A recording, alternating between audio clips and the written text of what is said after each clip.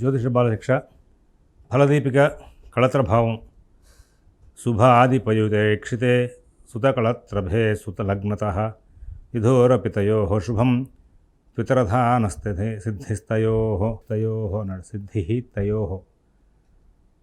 ఇక్కడ నేను శబ్దమంజరి మీరు వల్లించాలి, వల్లిస్తే పదాలకి అర్థాలు తెలుస్తాయని చెప్పి మీకు చాలాసార్లు చెప్పుకుంటూ వచ్చాను. సహ తౌతే తం తౌతాన్ తేన తాభ్యాంతై తస్మై తాభ్యాంతేభ్య తస్మాత్ తాభ్యాంతేభ్య తస్య తయో తేషాం తస్మిన్ తయో తేషు తస్మిన్ తయో తేషు ఏకవచనం ద్వివచనం బహువచనం. తస్మిన్ తయో అన్నప్పుడు అక్కడ ఏమైంది? ద్వివచనం అయింది. కాబట్టి ఇక్కడ రెండు గ్రహాల సంబంధమైన విషయాన్ని మాట్లాడుతున్నాడు, రెండు అంశాల విషయాన్ని ప్రస్తావన చేసుకొస్తున్నాడు అనేటువంటి అంశాన్ని మనం ఇక్కడ ఈ శ్లోకాలు చూసినప్పుడు చూసుకోవచ్చు. అర్థం ఎట్లా రాశారు అనేది పక్కన పెట్టండి. అలాగా ఇక్కడ శుభ అధిపయుతే క్షితే, శుభ అధిప యుత ఈక్షిత, యుత ఈక్షిత కలవడం చూడడం. సూత్రకళత్రభే సప్తమి విభక్తి. లగ్నతో విధోరపి తయోహో, మళ్ళీ ఇక్కడ రెండు గ్రహాలు తయోహో అన్నాడు. అంటే ఇక్కడ రెండింటి గురించి మాట్లాడాడు. ఏంటంటే సుత కళత్ర అంటే సుత అంటే పంచమస్థానం. అక్కడ కారకత్వాలు బాగా వలిస్తే అక్కడ సుత అంటే పంచమం ఇస్తుందని చెప్పేసి మీకు తెలుస్తుంది, నాకు తెలియదు. కళత్రం అంటే సప్తమం వస్తుంది, సప్తమ స్థానం కళత్ర స్థానం నుంచి పెట్టాడు. లగ్నం నుంచి కానీ అలాగే విధోరపి తయోహో, విధోహ అంటే చంద్రుడు, అపి తయోహో లగ్నత విధోహ అపి తయోహో చంద్రరాశి నుంచి కానీ లగ్న పంచమ స్థానంలో ఎందు కానీ ఎందులో అయినా సరే భాగ్యాధిపతులను లేక భాగ్యాధిపతి వీక్షించడను లేక ఆ పంచమ సప్తమ స్థానాధిపతులు ఆయా స్థానములందును తర్వాత సప్తమ పంచమ స్థానములు శుభులు చూస్తున్నాను, ఆ రెండు స్థానములకు శుభప్రదం అన్నాడు. ఇక్కడ శుభస్థానంగా ఈ స్థానం బాగుంది, పాడవలేదు, ఇది అభివృద్ధిలో ఉంది అని చెప్పడానికి ఏ విధంగా వెళ్ళాలి అనే అంశానికి ఇక్కడ ఏదైతే చెప్పుకుంటూ వచ్చాడో ఆ భావం కళత్రభావం. కళత్రభావాన్ని చెప్తూ ఇక్కడ మరి సంతాన స్థానాన్ని కూడా ప్రధానంగా తీసుకున్నాడు. ఎందుకు? అదేమన్నా కళత్రమా అనేటువంటి అంశం మనకి అనుమానం వస్తుంటుంది. అనుమానం రావాలి సహజంగా. ఏమండి ఏదో కళత్రభావం అంటే సప్తమ స్థానాన్ని చూసి చెప్పేయాలి కదా. పోనీ దానికి లాభ నష్టాలు చెప్పడానికి లాభస్థానం, వ్యయ స్థానం, 12వ స్థానం అంటే 11, 12 స్థానాలను మాట్లాడుకోవచ్చు కదా. ఈయన పంచమ స్థానాన్ని ముట్టుకున్నాడు అంటే సంతానం కోసమే ప్రజాయై గృహమేధినాం అంటాడు. సంతానం కోసమే గృహస్థ ధర్మాన్ని పాటించాలి. వంశవృద్ధి జరుగుతుంది, ఆ వంశవృద్ధి జరగాలి కాబట్టి సంతాన స్థానాన్ని కంపల్సరీగా చూస్తారు. కళత్రం, ఆ కళత్ర స్థానం బాగుందంటే, కళత్రం బాగుంది అంటే సంతానం కూడా బాగుండాలి, దాంతో వంశవృద్ధి జరగాలి. కేవలం కాలేజీకి వెళ్ళాడు, చదువుకున్నాడు, పరీక్షలు రాయాలి, దాని రిజల్ట్ ఫేవర్గా రావాలి కాబట్టి ఆ చదువుకు సంబంధించిన విజ్ఞానం వాడికి వచ్చింది, వాడు మార్కులు సంపాదించాడు, దాంతో చక్కటి ఉద్యోగం సంపాదించాడంటే కాలేజీలో చేర్చేందుకు తల్లిదండ్రులకి కానీ వాడి స్నేహితులకు కానీ ఆనందం. పర్లేదు, వీడు కాలేజీకి వచ్చి మనతో పాటు చదువుకున్నాడు, విద్య సంపాదించాడు, పరీక్ష రాసాడని. అలాగే ఇక్కడ పెళ్లి చేసుకోవడం కాదు, పెళ్లి చేసుకున్న తర్వాత ప్రజాయే గృహమేధనం, సంతానం కోసమే గృహస్థ ధర్మాన్ని పాటించాలి. గృహస్థ ధర్మం దేనికోసం అంటే సంతానం కోసం. చాలామంది ఏం చేస్తుంటారంటే మేము బ్రహ్మచారులుగా ఉండిపోదాం అనుకుంటున్నాం, నేనేదో యోగ విద్య అభ్యాసం చేద్దాం అనుకుంటున్నాం అనుకుంటూ ఉంటారు. కర్మ మొత్తాన్ని కూడా అనుష్ఠిస్తూ కర్మలో నుంచి కర్మ సన్యాసంలోకి వెళ్ళాలి. అక్కడ వర్ణ ధర్మాలు, ఆశ్రమ ధర్మాలు చెప్పేటప్పుడు బ్రహ్మచర్యం, తర్వాత గృహస్థ ధర్మం, ఆ గృహస్థ ధర్మం అయిన తర్వాత ఆ గృహస్థ ధర్మంలో మొత్తం అంతా కూడా కర్మని ఎంత ఆచరించి సంతానవంతులై నెక్స్ట్ జనరేషన్కి సంబంధించినటువంటి ఏర్పాటు చేసి వంశవృద్ధిని చేసుకుని తర్వాత మరి వానప్రస్థాశ్రమం, తర్వాత సన్యాసం తీసుకోవాలి. రఘువంశ మహారాజుల యొక్క చరిత్ర చెప్పేటప్పుడు శైశవే అభ్యస్త విద్యానాం యౌవనే విషయైషిణాం వార్ధకే మునివృత్తీనాం యోగేనాం దేతనుచియాం. మరి ఆ యోగాన్ని చిన్నప్పటి నుంచే పాటించకూడదా అంటే, సంసార జీవితంలో ఉంటూ పాటించకూడదా అంటే, సంసార జీవితంలో ఉండి కూడా యోగాన్ని పాటించాలి. మనకి వ్యాస మహర్షి, శుక మహర్షి యొక్క చరిత్రలు చెప్తున్నప్పుడు ఒక సందర్భంలో శుక మహర్షికి బ్రహ్మ విద్యని ప్రాక్టికల్గా అభ్యసించేందుకు జనక మహారాజు దగ్గరికి వెళ్ళి ఉంటాడు వ్యాస మహర్షి. ఆయన అనుకుంటాడు ఆయన సంసార జీవితంలో ఉన్నాడు, రాజ్యాన్ని పరిపాలిస్తున్నాడు, ఆయన దగ్గర వెళ్ళి నేర్చుకుంటారేంటి తండ్రి. ఆయన తండ్రి ఆజ్ఞ, గురువు ఆజ్ఞ వెళ్ళాలని చెప్పి చక్కగా అక్కడికి వెళ్తాడు. వెళ్ళాక తెలుస్తుంది మనం యోగ సంబంధమైనటువంటి జీవితాన్ని, బ్రహ్మ వేదాంతాన్ని దర్శించడానికి చేసే ప్రయత్నాన్ని సంసార జీవితంలో ఉండి కూడా సాధించవచ్చు. అది మన ప్రయత్న లోపం. మనకి మన చుట్టూ వాళ్ళ ఇన్స్ట్రుమెంట్స్ పెరిగిపోయినాయి, మెకానికల్ లైఫ్ పెరిగిపోయింది అని మనం భావిస్తున్నాం. మెకానికల్ లైఫ్ పెరిగితే ఏమైంది? మనం జీవనోపాధికి ఒక మార్గాన్ని ఎంచుకోవడం, సంసార జీవితంలో మనం వాళ్ళకి కావాల్సిన ఏర్పాటు చేయడానికి ఆ మార్గం ద్వారా సంపాదించి న్యాయంగా తీసుకొచ్చి ఇంట్లో సంపాదన ఇవ్వడం, ఆ తర్వాత మనం ధర్మంగా ప్రవర్తించడం. వీటికి ఏమి అడ్డు వస్తాయి? ఏమి అడ్డరావు. ఖాళీ ఉన్నప్పుడల్లా మరి భగవద్ధ్యానం చేసుకుంటూ కూర్చోడం, వాటికి ఏం సంబంధం ఉండదు. అది ఆ సాధన అనేది నేను వానప్రస్థాశ్రమం తీసుకుంటేనే వస్తుంది, లేకపోతే నేను సన్యాసం తీసుకుంటేనే వస్తుంది, నేను బ్రహ్మచారిగా ఉండిపోతేనే సాధించగలుగుతాను అనేది కొంచెం పిచ్చితనంగా అనిపిస్తుంది. కారణం ఏంటంటే ఈ మధ్యన కుంభమేళా జరిగింది కదండి. కుంభమేళాలో మరి సాధువులు అనే పేరుతో వచ్చిన వాళ్ళందరూ కూడా టెక్నాలజీ మొత్తం బాగా హైటెక్ టెక్నాలజీ వాడేశారు. వాళ్ళు ఫోన్లు, ల్యాప్టాప్లు, టీవీలు, అసలు వాళ్ళ స్పీడ్ చాలా ఎక్కువగా ఉంది. మరి ఇంత ప్రపంచవ్యాప్తమైనటువంటి అంశాలతో వాళ్ళు సంబంధ బాంధవ్యాలు పెట్టినాక సాధనలో పరిపూర్ణంగా ఉండగలుగుతున్నారా అనేది కొంచెం అనుమానం వస్తూ ఉంటుంది. ఉన్నారేమో మనకి తెలియకపోవచ్చు. అలాగా ఇవాళ మరి ఆధునిక యుగానికి సంబంధించినటువంటి అన్ని రకాలైనటువంటి హావభావాలకు సంబంధించినటువంటి ఏవైతే ఉన్నాయో ఇవి సంసార జీవితంలో ఉన్నవాళ్ళు అనుభవిస్తున్నారు, సన్యాస జీవితంలో ఉన్నవాళ్ళు అనుభవిస్తున్నారు. కాబట్టి మీడియా ఎఫెక్ట్ అనేది ప్రతి చోట కూడా అందరినీ కూడా మరి డిస్టర్బ్ చేస్తోంది, అభివృద్ధి చేస్తోంది అంటే అభివృద్ధి చేస్తోంది. ఒక వాట్సాప్ ఉందనుకోండి, దాంట్లో అనేకమైన మంచి విషయాలని మాత్రమే గ్రహిస్తూ అక్కలేని విషయాలు పక్కన పడేస్తూ ముందుకు వెళ్ళే వాళ్ళు ఉంటారు. ఆ వాట్సాప్ ద్వారా ప్రపంచవ్యాప్తంగా అందరితో సంబంధ బాంధవ్యాలు పెంచుకుని వాళ్ళ వ్యాపార విషయాలు పెంచుకుంటూ ఉండేవాళ్ళు ఉంటారు. ధర్మంగా తప్పేం కాదు. ధర్మ విషయాన్ని గృహస్థధర్మంలో సంపాదించాలి, భార్యాభర్తలను పోషించుకోవాలి. కాబట్టి ముఖ్యమైన అంశాలు ఏదైనా ఆ శోధనకు సంబంధించి మెటీరియల్ తెచ్చుకోవడం కూడా ఉపయోగపడుతుంది. అందులో ఉన్న మెటీరియల్ కరెక్టో కాదు మనం ఎంక్వైరీ చేసుకోవాలి. అందరూ మంచి మెటీరియల్ ప్రజెంట్ చేస్తారలేదు. కాబట్టి పురాణాల్లో కూడా మనకి వైవాహిక జీవితానికి సంబంధించినటువంటి అంశానికే ప్రాధాన్యం ఇచ్చారు. జీవితంలో వివాహం అనేది పెద్ద యోగం. అందుకోసమే పెళ్లి ప్రయత్నాలు చేస్తాను అంటే నాకొద్దు ఇప్పుడు అనకూడదు. పెళ్ళి అనేది నీకు భగవంతుడు ఎప్పుడు రాస్తే అప్పుడే అవుతుంది.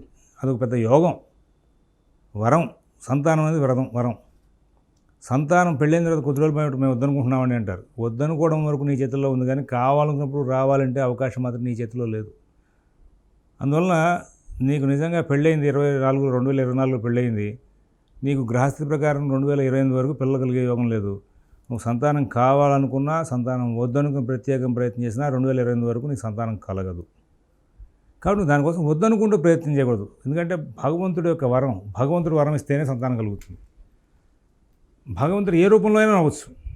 ఎవరి ఇష్టదైవం వాళ్ళకి, ఆ ఇష్టదైవం వాళ్ళని అనుగ్రహిస్తేనే వాళ్ళకి సంతానం కలుగుతుంది. కాబట్టి సంతానం నేను వద్దనుకుంటున్నాను అనకూడదు. అలాగే వివాహం కూడా ఒక యోగం జీవితంలో.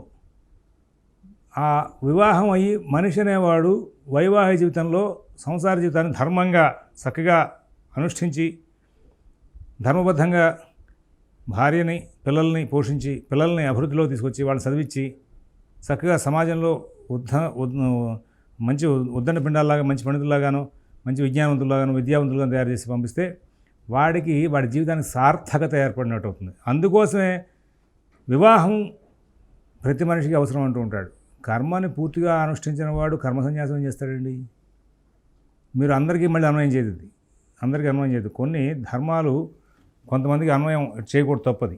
అందువల్ల మనం ఈ కలియుగంలో కూడా సంసార జీవితం నడుపుతూ మరి వైరాగ్యంలోకి వెళ్ళొచ్చా అని ఆలోచిస్తే మనకి భక్తపోతన, త్యాగరాజు ఇలాంటి వాళ్ళ కథలు చెప్తూ ఉంటారు. వీళ్ళందరూ కూడా అట్లా వెళ్ళిన వాళ్ళే. కాబట్టి ఇక్కడ సాధన అనేది ముఖ్యం. అందువలన సంతానవంతులు అవడంలో, వివాహం చేసుకోవడంలో మరి జాయమానో వై బ్రాహ్మణ స్త్రీభిర్నవాజాయతే బ్రహ్మచర్యేణ ఋషిభ్య యజ్ఞేన దేవేభ్య ప్రజయా పితృభ్య అని చెప్తాడు. దేవఋషి రుణాలు తీర్చుకోవాలి మనిషి ప్రతివాడు కూడా. ఆ ఋషి రుణం అనేది ఎట్లా తీరుతుందంటే, ఋషులు మనకి విజ్ఞానాన్ని అందించారు, దాన్ని కాపాడి నెక్స్ట్ జనరేషన్ వాళ్ళకి అందించాలి. చదువుకునే యోగం చదువుకో, లేదా చదువుకునే వాళ్ళకి సహాయం చేయి. ఎవరినో ఒకళ్ళని నీ వంతుగా ఒక విద్యార్థిని చక్కగా తయారయ్యి వాడు మళ్ళీ నెక్స్ట్ జనరేషన్కి పాఠాలు చెప్పే స్థాయికి వచ్చేందుకు వీలుగా వాడికి రక్షణ చేసినా నువ్వు చదువుకోని దోషం పోతుంది, వాడికి చదివించిన దోషం లాభం కలుగుతుంది. అలాగా ఋషి రుణం తీరుతుంది. యజ్ఞాలు, యాగాలు చేయాలి. చేయడం మూలంగా దేవరుణం తీరుతుంది. నువ్వు చేయలేకపోతే చేస్తున్న వాళ్ళకి సహకారం చేసిరా. ఆర్థికంగానే చేయొచ్చు, లేకపోతే నువ్వు మనిషి అక్కడ నిలబడి నువ్వు శారీరకమైనటువంటి శ్రమ చేసి వాళ్ళకి కావాల్సినటువంటి ఏర్పాట్లలో నువ్వు ఉంటే అది కూడా దేవరుణం తీర్చుకున్నట్టే లెక్క. ప్రజయా పితృభ్య, వివాహం చేసుకోవాలి, సంతానవంతుడు అవ్వాలి. నీ సంతానం తర్వాత మళ్ళీ వాళ్ళు ఈ కర్మగాడిని అనుష్ఠించి పితృదేవతలకి తర్పణాలు వదులుతూ ఉంటే ఆ పితృదేవతలు ఊర్ధ్వలోకాల్లో సంతోషిస్తూ ఉంటారు. అలాగా మన వంశంలో ఎవరైతే రుణాలు తీర్చుకునేందుకు వీలుగా పితృతర్పణాలు ఇస్తూ ఉంటారో ఆ పితృతర్పణాలు ఇచ్చినంతకాలం ఆ పితృలోకంలో మరి పితృదేవతలు ఉండే అవకాశం వస్తుంది. పితృగణాలని కూడా వాళ్ళందరూ కూడా ఆశీర్వదిస్తూ ఉంటారు. అప్పుడు నీకు చాలా అభివృద్ధి వస్తుంది. వాళ్ళ పితృశాపం కలిగిందని చెప్పేసి చాలా జాతకంలో ఉన్నటువంటి పాయింట్ చెప్పలేక పితృశాపాల మీద తీసుకువెళ్ళిపోయి మాట్లాడే వాళ్ళు ఎక్కువ ఉన్నారు. వాళ్ళందరి ప్రభావం ప్రతి వాళ్ళు కూడా గోకర్ణం వెళ్ళని, లేకపోతే ఇంకో చోటకని వెళ్ళి ఏవేవో చేస్తున్నారు. అట్లా కాదు, వివాహం చేసుకోవడం, సంతానాన్ని కనడం, తద్వారా మళ్ళీ నెక్స్ట్ జనరేషన్ వాళ్ళు కూడా ధర్మ సంబంధమైనటువంటి వ్యవహారాలు తెలుసుకుని వాళ్ళు ఈ పితృ సంబంధమైనటువంటి తర్పణాలు, అమావాస్యలు కానీ సంక్రమణాలు కానీ వదిలే విధానంగా వాళ్ళ చేత చేయించడం, ఇవన్నీ కూడా అలవాటు చేయాలి. చేయడం మూలంగా మరి ఆ పితృరుణం తీరుతుంది. తద్వారా పితృశాపాలు లేకుండా పోతాయి. అందువలన మనిషి జీవితానికి సంతానం, వివాహం అనేది రెండు ఒకటి. వివాహమై కేవలం వివాహమే ఉపయోగం, సంతానం కలగకపోతే ఉపయోగం లేదు. వివాహం అయిన తర్వాత వాడి సంతానం కూడా కలిగితే అప్పుడు వాడి జన్మ సార్థకం అవుతుంది. వంశవృద్ధి చేకూరింది కాబట్టి అనే ఉద్దేశంతో వాడికి సార్థకత ఏర్పడుతుంది. ఆ వైవాహిక జీవితం కూడా ధర్మంగా పాటించాలి. భార్యను విడనాడకూడదు. అందువల్ల భార్యను విడనాడకుండా చక్కగా పద్ధతిగా ధర్మంగా కార్యక్షేమం చేస్తూ ముందుకు వెళ్ళాలిగా. అందుకోసమే మొట్టమొదటి భార్యతో ధర్మపత్నిగా అనే పేరుతో సంబోధిస్తూ అనేక ధర్మాలను మనకి చెప్పుకుంటూ వచ్చాడు. విధి చేసేటువంటి కర్మగాండ మొత్తాన్ని కూడా. అందువల్ల వీడి జీవితానికి ఆ ఆధ్యాత్మికమైనటువంటి విషయాల్లో మరి ఈ యజ్ఞయాగాది క్రతువులు అనే దాంట్లో దేవరుణం తెచ్చిన ప్రయత్నంలో భార్య కనుక పక్కన ఉండి వీడు పూర్ణవంతుడై ఆ కార్యక్రమాలు నిర్వహిస్తే వాడికి వచ్చేటువంటి యోగం చాలా గొప్పదనే అదొక పెద్ద యోగంగా చెప్పుకుంటూ వచ్చాడు. వివాహం అనేది కూడా పెద్ద యోగం. అందువల్ల వివాహం వద్దు అనుకోకూడదు. అంటే భగవత్ ప్రసాదాన్ని వద్దనుకుంటున్నాం, భగవద్ అనుగ్రహాన్ని వద్దనుకుంటున్నాం మనం ఎవరండి కావాలి వద్దనుకోవడానికి? భగవంతుడు ఇస్తే సాధించాలి, తీసుకోవాలి, దాన్ని అనుష్ఠించాలి, అనుభవించాలి. ఆ తర్వాత దాంట్లో ఉన్నటువంటి మంచి చెడుల ద్వారా వచ్చేటువంటి ఫలితాలకు సంబంధించినటువంటి శాంతి మార్గాన్ని అనుష్ఠించుకోవాలి. అందువలన అందరూ కూడా దానికి యోగించాలి. కాబట్టి ఇక్కడ ఈయన మంత్రేశ్వరుడు ఈ యొక్క భావంలో కళత్రభావం విచారణ అనే మొదటి దాంట్లో ఇక్కడ సుతకళత్రభే అన్నాడు. కళత్రభావం మంచిదా కాదా అని చెప్పాలంటే సుతకళత్రభే, పెళ్ళి అవ్వాలి, సంతానం కలగాలి. ఆ పెళ్ళి కూడా ఆకూడదు. స్కూల్లో చేర్చడంతో వాడు చదువు ఆకూడదు. చదువు అయి పరీక్షలు రాసి వాడు ఉత్తీర్ణుడై పట్టాపుచ్చుకొస్తే వీడు విద్యావంతుడయ్యాడురా, చక్కగా పరీక్ష ఇచ్చాడు, మంచిగా పరీక్షలు రాశాడు, మంచి మార్కులు తెచ్చుకున్నాడు అని అందరూ పొగుడుతుంటే అప్పుడు వాడు చదివిన చదువుకి సార్థకత వస్తుంది. ఆ తర్వాత ఉద్యోగం వచ్చినా కూడా ఇంకా లాభం. వాడు ఆ విజ్ఞానంతో ఏదైనా సాధించడం కూడా ఇంకా లాభం. అలాగా ఇక్కడ శుభాధిపయుతే క్షితే సుతకళత్రభే లగ్నతో విధోరపితయో శుభం త్రితరధాన సిద్ధిస్తయో అన్నాడు. లగ్నం నుంచి కానీ చంద్రరాశి నుంచి కానీ చూసుకోమన్నాడు. ఇక్కడ ఈ మంత్రేశ్వరుడు యొక్క గ్రంథంలో ఇది ఒక విశేషం బాగా కనబడుతూ ఉంటుంది. లగ్నం నుంచి, అలాగే విధోరపితయో లగ్నత విధోహో అపితయో. ఈ ప్రతి అంశానికి కూడా ఆయన లగ్నాతు చంద్రలగ్నాతు అని చూస్తూ ఉంటాడు. ఈ రెండింటిని కూడా ఉత్తరకాలమతంలో ఆయన ఏదైతే చెప్పాడో దాన్ని ఈయన అనుష్ఠించుకుంటూ వచ్చాడు. లగ్నం నుంచి చూడండిరా, చంద్రలగ్నాతు చూడండిరా అబ్బాయి అని. రథాన సిద్ధిస్తయో ఏంటిరా శుభాధిపతి యుధేక్షితే, లగ్నం నుంచి కానీ చంద్రరాశి కానీ లగ్న పంచమ స్థానంలో ఎందు అందులో కానీ భాగ్యాధిపతి ఉన్న స్థితాద్వయ సుఖాష్టగై ఖరఖగై రసన్మధ్యగే స్థితేప్యథ శుభేతరే క్షితయుతే చ జాయావధ. లగ్నం నుంచి కానీ పంచమ స్థానంలో ఎందు కానీ ఇది ఎట్లాగా లగ్నం నుంచి లగ్నంలో చూసేటప్పుడు లగ్నము లగ్నాతు పంచమం, చంద్రుడిని చూసేటప్పుడు చంద్రుడున్న రాశి చంద్రాతు పంచమ రాశి. అందులో భాగ్యాధిపతి ఉన్నప్పటికీ లేక భాగ్యాధిపతి చూస్తున్న ఆ స్థానాన్ని, ఏ స్థానాన్ని? లగ్నం లగ్నాతు పంచమం, పంచమ స్థానాలు. అలాగే సుతకళత్రభే పంచమ స్థానం, కళత్ర స్థానం, ఇవి చెప్పుకుంటూ వచ్చాడు. అలాగే ఆ పంచమ సప్తమ స్థానాధిపతులు ఆయా స్థానంలో ఉన్నను, అంటే అధిపతి స్వక్షేత్రంలో ఉంటే కనుక బలం ఎక్కువగా ఉంటుందా, ఆ విధంగా చెప్పుకుని వచ్చాడు. సప్తమ పంచమ స్థానంలో శుభులు చూస్తున్నాను. ఇక్కడ లగ్న పంచమం అని చెప్పి వ్యాఖ్యానంలో పొరపాటు చెప్పాను. మరి లగ్నాతు పంచమ సప్తమ స్థానాలు, చంద్రాతు పంచమ సప్తమ స్థానాలు, వాటిల్లో భాగ్యాధిపతి వీక్షిస్తున్నా ఆ పంచమ సప్తమ స్థానాల్లో ఆయా స్థానాల్లో సప్తమ పంచమ స్థానం శుభులు చూస్తున్నా ఆ రెండు స్థానాలకు శుభప్రదంగా ఉంటుంది. అలా కాకుండా రెండు స్థానాలు విరుద్ధంగా ఉన్నాయనుకోండి, శుభగ్రహాలు కాకుండా భాగ్యాలు కాకుండా లేకపోతే పాపగ్రహాలు చూస్తున్నాయనుకోండి, అవి ఫలతరం అవ్వవు. అంటే కళత్రభావం పుత్రస్థానం రెండు కూడా ఇబ్బంది పడతాయ్యా. పాపులు శుక్రుడి నుంచి 12, 4, 8 స్థానాలు ఎందునను సితాత్ వే సుఖాష్టగై. సిత అంటే శుక్రుడు. ఇక్కడ కారికలు వస్తే కనుక ఇవన్నీ కూడా తేలిగలుస్తూ ఉంటాయి. తర్వాత సిత అంటే శుక్రుడు. ఆ శుక్రుడు దగ్గర నుంచి సితాత్ అంటే శుక్రుడి నుండి మరి వ్యయ సుఖ అష్టగై 12వ స్థానం, 4వ స్థానం, 8వ స్థానంలో మరి ఈ తర్వాత ఖర ఖగై పాపగ్రహాలు ఉన్న విధంగా రసన్ మధ్యగేసితే శుక్రుడు పాపగ్రహాల మధ్యలో ఉన్నా కానీ శుక్రుడు ఉన్న స్థానానికి ముందు స్థానంలో వెనకాల స్థానం పాపగ్రహాలు ఉన్నా లేక మరి అథ శుభేతరే క్షితయుతే చ శుభులు కాని వాళ్ళ చేత శుభులు కాని వాళ్ళ చేత ఈ యొక్క శుక్రుడు కలిసిన వాళ్ళ యొక్క వీక్షణ ఉందండి. పాపగ్రహాలతో కలిసినా పాపగ్రహాల వీక్షణ పొందినా కానీ కళత్ర నష్టం వచ్చే అవకాశం ఉందని చెప్తున్నాడు. కళత్ర స్థానానికి బలం బాగుంది అని చెప్పడానికేమో కళత్రం పుత్రస్థానానికి సంబంధించి శుభగ్రహాలు భాగ్యాధిపతి మరి వాళ్ళ యొక్క విషయాన్ని ఇక్కడ ప్రస్తావన చేసుకుని వచ్చాడు. అలాగే ఇక్కడ పాపగ్రహాలు అన్నీ కూడా వాటి యొక్క విషయాలు చెప్పుకుంటూ వచ్చి పాపగ్రహాలు కనుక శుభగ్రహాల సంబంధం లేకుండా ఈ సుత కళత్ర స్థానాలు కనుక పాపగ్రహాల సంయోగం కనుక ఉంటే కళత్ర స్థానం పాడవుతున్నదా. అలాగే కారకుడైనటువంటి శుక్రుడికి ఆ శుక్రాత్తు 12, 4, 8 స్థానాల్లో పాపగ్రహాలు ఉన్నా శుక్రుడు పాపకర్తలో ఉన్న అంటే పాపగ్రహాల మధ్యలో ఉన్న పాపగ్రహాలతో కలిసిన పాపగ్రహాల యొక్క వీక్షణ పొందిన ఈక్షిత యుతేచ జాయావధ అన్నాడు. కళత్ర నష్టం జరిగే అవకాశం ఉంది. సితేపి అథ శుభేతర అంటే శుభగ్రహాలు కానివాళ్ళు అయినటువంటి వాళ్ళ చేత ఈక్షిత యుతేచ కలిసిన చూడబడిన జాయావధ రసన్మధ్యగే అన్నాడు పై వాక్యంలో. సితాద్వయ సుఖాష్టగై ఖరఖగై రసన్మధ్యగే అన్నాడు.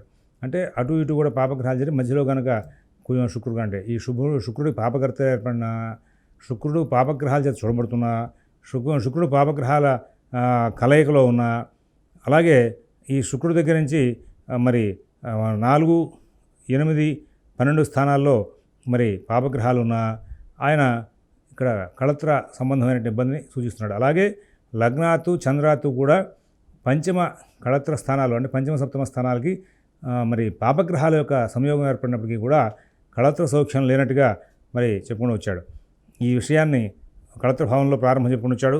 తర్వాత విషయాల్ని మరొక ఎపిసోడ్లో చూద్దాం. స్వస్తి.